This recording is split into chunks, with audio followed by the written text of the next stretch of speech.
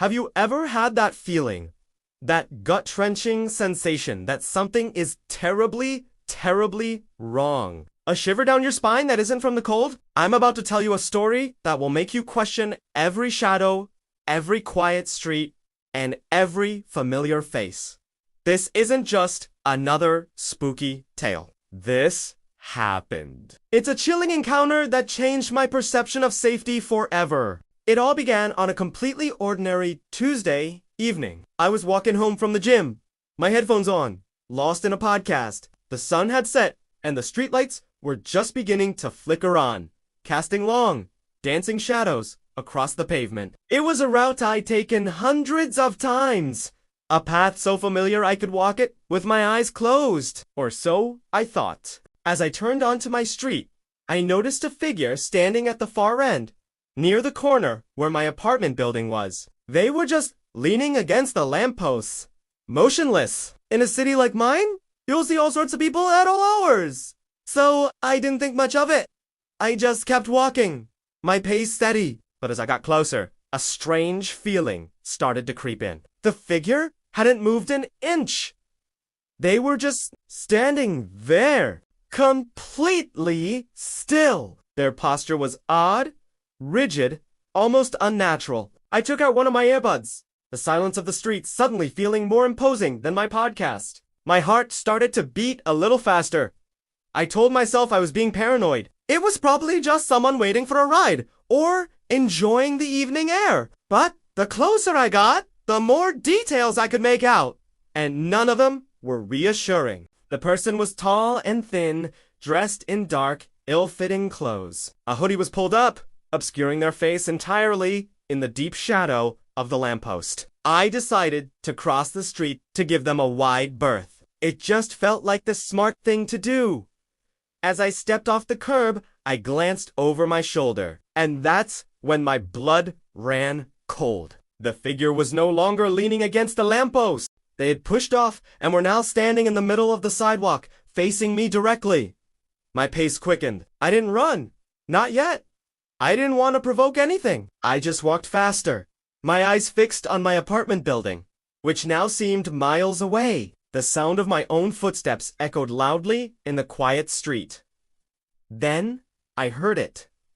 Another set of footsteps. Scuffing, dragging, but keeping pace with mine from across the street. I chanced another look. They were walking parallel to me, their heads still down, face hidden. The strange, shuffling gait was deeply unsettling. Every instinct in my body was screaming at me to run. My keys were clutched so tightly in my hand that the metal dug into my palm. My building was just 100 feet away. 50, 30, fumbled for the key to the main door. My hands shaken uncontrollably. As I jammed the key into the lock, I dared one last glance back. The figure had stopped. They were standing directly across the street from my entrance, still shrouded in darkness. I finally got the door open, stumbled inside, and slammed it shut behind me. The heavy lock clicking into place with a deafening thud. I leaned against the door, my breath coming in ragged gasps, my heart pounding against my ribs like a drum. I waited, listening. Silence. After a few minutes, I slowly crept to the peephole. My heart sank. They were still there, standing in the exact same spot, looking directly at my building. And then they did something that I will never, ever forget. Slowly, almost theatrically, they lifted their head. For the first time, I saw their face under the streetlight. It was pale, gaunt, and completely expressionless. But their eyes were locked right onto the peephole, as if they knew I was watching. A slow, thin smile spread across their lips. It was a terrifying, malevolento grin. And then they raised a hand and pointed directly at me. At the door. At my apartment. Their lips moved, but I couldn't hear the words through the thick door. Yet, I knew what they said. I could read it on their lips. A 2-word message that haunts me to this day. You're next! I stumbled back from the door, a cry catching in my throat. I scrambled for my phone and dialed 911, my voice a panicked whisper As I explained what was happening, the operator tried to keep me calm, telling me officers were on their way. The minutes felt like hours. I stayed away from the door, cowering in my hallway, terrified they would somehow get in. When the police arrived, I watched through the peephole as 2 officers approached the spot where the figure had been standing. But there was no one there. They had vanished. The street was empty, as if nothing had happened at all. The police searched the area, but they found no trace of the person. They took my statement, but without a clear description or any witnesses, there was little they could do. They were sympathetic, but treated it like a prank. A weirdo trying to scare someone. But I knew it wasn't a prank. The sheer malice in that smile, the cold certainty in those words, it was real. For weeks, I was a nervous wreck. Every sound outside my door made me jump. I avoided going out after dark. I had extra locks installed. I felt like I was being watched constantly. The feeling of safety in my own home, in my own neighborhood, was completely shattered.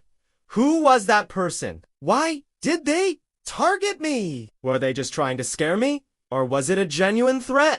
These are questions I'll probably never have answers to. The police never found them.